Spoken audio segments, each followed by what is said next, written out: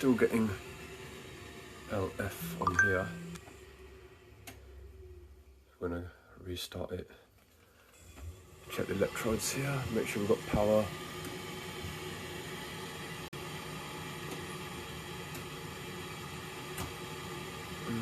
Doesn't seem to be power going to the ignition module. Might be a faulty PCB.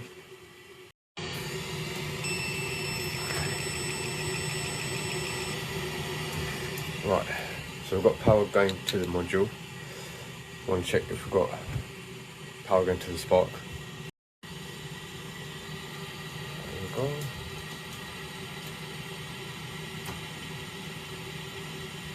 No, doesn't seem to be anything going to there. We're getting power coming into the module, but nothing coming out of it. I'm going to see if I can take these out and see if I can get them to spark in clean air, because that is not giving me any power. Right, gas is off. Let's see if we get a spark.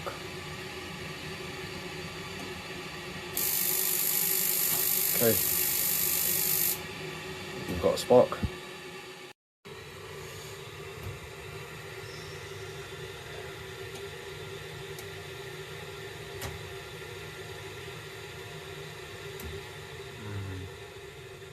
That gas valve doesn't seem to be opening as it should do. Right, check this sump out. It's like life on Mars.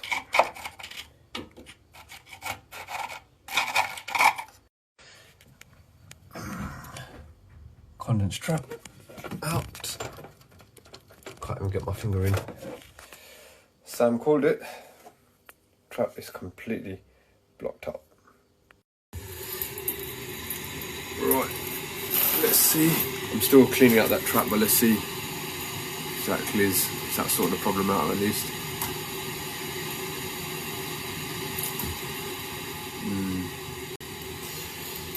It's still not igniting. I'm gonna give it a few attempts while I'm still clearing out that condense trap. Right, I've cleaned that out as much as I can, but that is rock solid and it's not coming out the other end, so it's going to need a new condense trap anyway. And this still doesn't want to light up. Now, I'm going for gas valve because I'm not even hearing the initial ignition. I'm just going to check the DC voltage.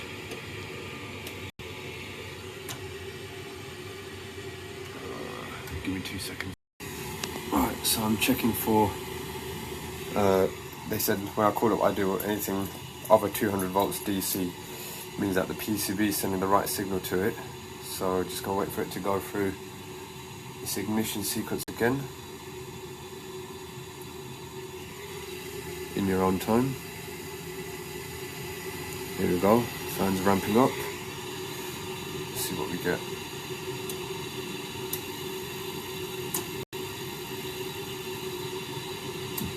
Yep.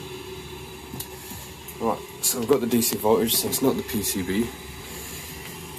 I'm gonna go with gas valve because that drop was moving very slowly, only by about half a millibar, and the fact that I'm not actually even hearing the initial ignition when you hear the little boom, not getting anything in there, so I'm gonna suspect gas valve after everything. Well, that was a bit of a mindfuck job. I thought it was one thing, which led to another, which led to another. Thank you to everyone who's been messaging me, giving me tips on what I should be checking. I have literally checked everything that I possibly can. I am guessing a little bit now at this point, but it's a calculated guess because I've covered all other bases as far as I can tell. There's no initial ignition. I can't hear that boom when it starts up, so I can understand if I had ignition and then it wasn't rectifying, but where I've not even got any ignition whatsoever, that's what's telling me that it's most likely going to be the gas valve. So we'll go with the gas valve.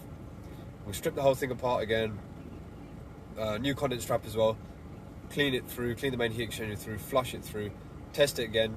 If If it doesn't work, then I'll change the gas valve. At least I'll have it on hand. Right, so I have got the ideal gas valve job back. So I'm gonna go in and see if it fixes it. Right, you guys remember this one from the other day? Let's try and get this back up and running today. Right, that's a new gas valve made up. There's the old one, so you just got to take the elbow off of that one. And you've got this support plate which hooks into there. New fibre washers, and yeah, pop it back in and give it a test run. Oh, also a new condense strap, because remember how bad the old one was. Right, that's the new gas valve in, all connected up. And now I'm gonna go do a drop test while I just fit the condense strap, so that'll be way over enough time to make sure that there's no leaks. Right, gas is good. Moment of truth. Let's put on both. Reset that from last time. Okay. I'm gonna start this back up in a minute. Oh wait. Here she goes.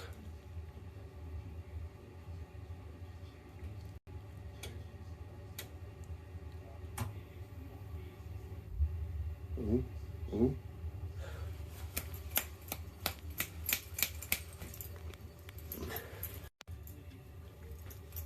Gas valve.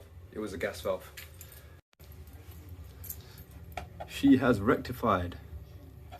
Happy days. There's no better feeling at work when you go through all of that shit on a boiler and you get it working. Last job on a Friday, got it up and running. I'm buzzing. Have a good weekend, everyone.